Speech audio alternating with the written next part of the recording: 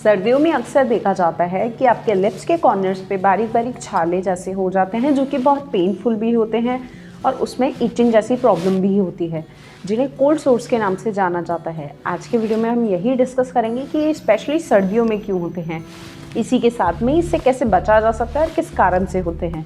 Hello, I am doctor Diksha, I am your favourite dentist. तो चलिए शुरू करते हैं।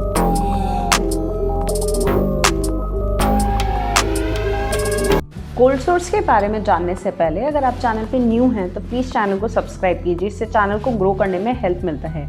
इसी के साथ ही अगर आप चाहते हैं हम आपको कोई न्यू टॉपिक है जो इजी से इजी लैंग्वेज में समझा सके तो प्लीज़ हमें कमेंट सेक्शन में बताइए, जिससे हमें आपके लिए न्यू वीडियोज़ लाने में भी हेल्प मिलेगा।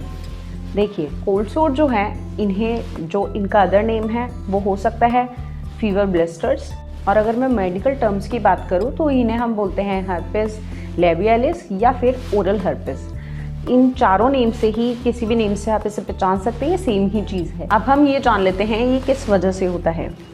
कोल्ड सोर होने का रीज़न है HSV1 virus. HSV1 virus herpes simplex virus है, जो कि बहुत आसानी से फैल सकता है। अभी सर्दियों का टाइम होता है, स्किन ड्राई होती है, ऐसे में ये वायरस बहुत अच्छे से ग्रो कर पाता है आपकी स्किन पे।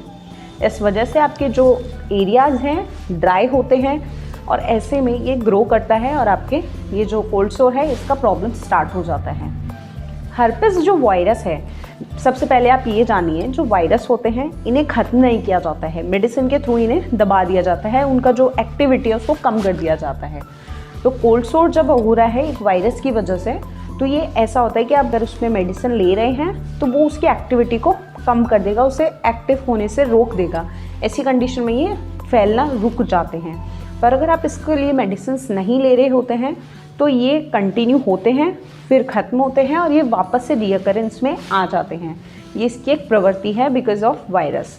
अब देखिए, जो कोल्ड सोर है आपके ड्राइनेस और सर्दी में ज़्यादा हो रहे हैं, जो किस वजह से हो रहे हैं ये मैंने आपको बताया। अब ये फैल कैसे सकता है, तो इसके फैलने का जो मेन रीज़न है वो है आपका स्किन कॉन्टैक्ट। अगर आप किसी के भी जो कोल्ड सोर है वो अगर होके रखा है और उसके स्किन कॉन्टैक्ट में अगर आप आ रहे हैं, एग्जाम्पल फॉर किस, अगर आप किसी भी तरीके से उसकी स्किन के कॉन्टैक्ट में आ रहे हैं तो चांसेस है ये आपको हो सकता है। इसके अलावा इसका अदर रीज़न हो सकता है ड्राइनेस। जैसा कि मैंने आपको स्टार्टिंग में बताया कि स्किन जो सर्दियों के अंदर ड्राइनेस होती है, सनबर्न होता है, आप धूप में बहुत बैठते हैं इस वजह से, तो ऐसे केस में जब स्किन ड्राई होती है तो भी ये इजीली ग्रो कर सकता है। ये इसका फैलने का मुख्य कारण है आपका स्किन टच। अब हम ये जान लेते हैं कि इसको रोका कैसे जा सकता है। देखिए, अगर आपके हर्पिस सिम्प्लेक्स वायरस जैसे कांटेक्ट में आ गया है तो ये इजीली स्प्रेड हो जाएगा। तो इसको रोकने का, वायरस जैसे मैंने बताया, वायरस की कोई मेडिसिन नहीं होती है जो उसको ख़त्म कर दे, वो उसकी एक्टिविटी को कम कर देती है। तो मेडिसिन जो दी जाती है वो अगर आप डॉक्टर से लेते हैं तो वो आपको मेडिसिन देते हैं जिसके थ्रू ये जो है एक्टिविटी जो है इसकी और रीअकरेंस की जो प्रवृत्ति है, बार बार होने की प्रवृत्ति है, वो ख़त्म हो जाती है। उसके लिए आपको स्पेसिफिक मेडिसिन जो है वो डॉक्टर से मिल जाएगी। इसके अलावा अगर आप घर की बात करें तो हम घर में क्या कर सकते हैं, तो घर में आप यूज़ कर सकते हैं एलोवेरा जेल। आपको एलोवेरा जेल को उस जो एरिया है जहाँ पर छाले ये फुंसियाँ होके रखी हैं वहाँ पर लगा लेना है। साथ ही आपको कोल्ड कंप्रेस भी आप कर सकते हैं, मतलब कि ठंडा जो सेक है वो भी आप कर सकते हैं। उससे आपको जो पेन है, इचिंग है, उसमें आराम मिलेगा। इसी के साथ में आपको जो फूड है वो कौन सा लेना है, आपको विटामिन सी से भरपूर जो है फ्रूट्स लेने हैं, सब्जियां लेनी हैं। विटामिन सी आपके बॉडी में जाना चाहिए, जिससे ये जो वायरस की एक्टिविटी है वो रिड्यूस हो जाएगी। इसी के साथ में दूध, दही, चिकन, इस टाइप के जो अंडा होता है जो कि सर्दियों में आपके लिए बहुत अच्छा है, आप इसका यूज़ कीजिए, इसको खाइए। इससे आपका जो ग्रो कर रहा है ये एरिया, ये इसमें आपको आराम मिलेगा। इसी के अलावा अपनी जो स्किन है उसकी ड्राइनेस को कम करने के लिए मॉइस्चराइजर्स अच्छे यूज़ कीजिए। अपने लिप्स का बहुत अच्छे से ध्यान रखिए, उन्हें केयर कीजिए उनकी, ताकि ये जो ग्रो करने के चांसेस है वो बहुत कम हो जाए। ये एक तरीका है जिससे आप घर पे इसको थोड़ा ठीक कर सकते हैं।